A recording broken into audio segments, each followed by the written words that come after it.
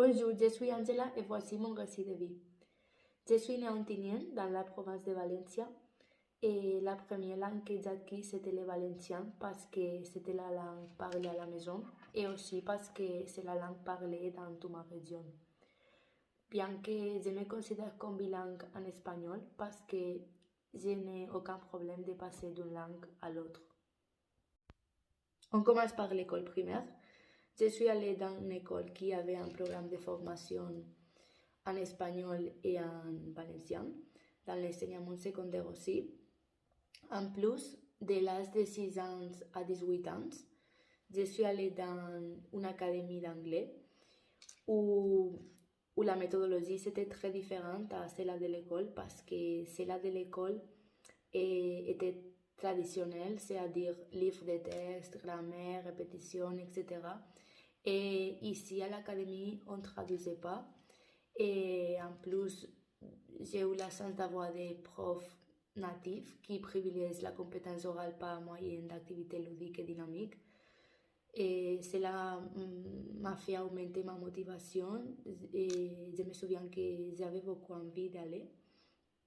Et aussi, cela m'a permis d'avoir un bon niveau d'anglais et de me rendre compte depuis très petite que j'aimais apprendre les langues. Le premier contact avec la langue française était en première année du lycée, quand j'avais choisi le français en tant que cours optionnel. La méthode utilisée était plutôt traditionnelle et vous concentrez nos cours dans la grammaire.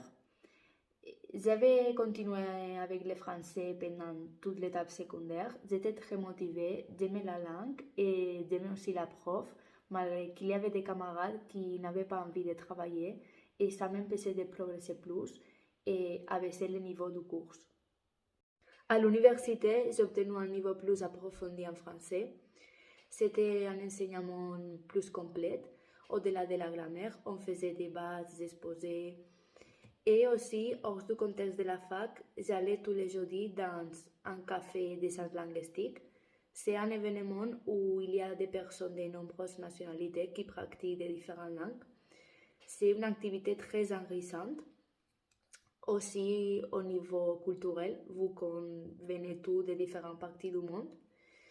Et cet style d'apprentissage était parfait pour moi car je me considère une apprenante auditive.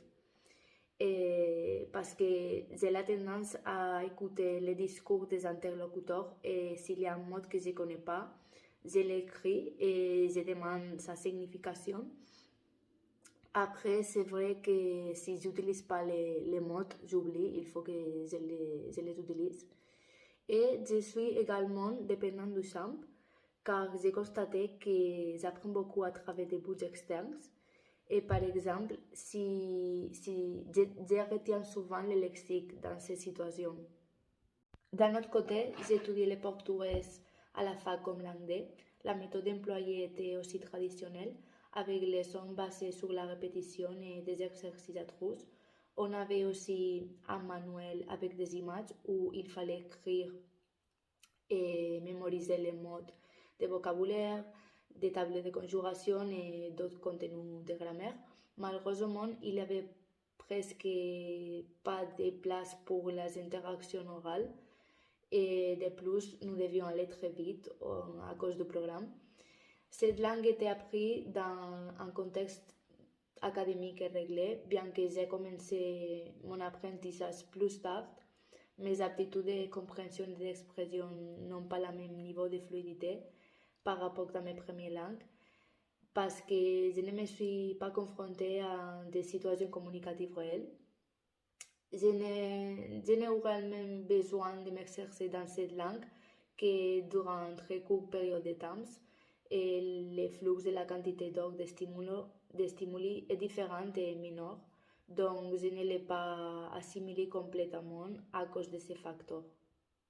Comme je viens de le dire, c'était pendant mon séjour à la France que je m'avais rendu compte que je voulais devenir prof parce que je transmets des connaissances aux élèves.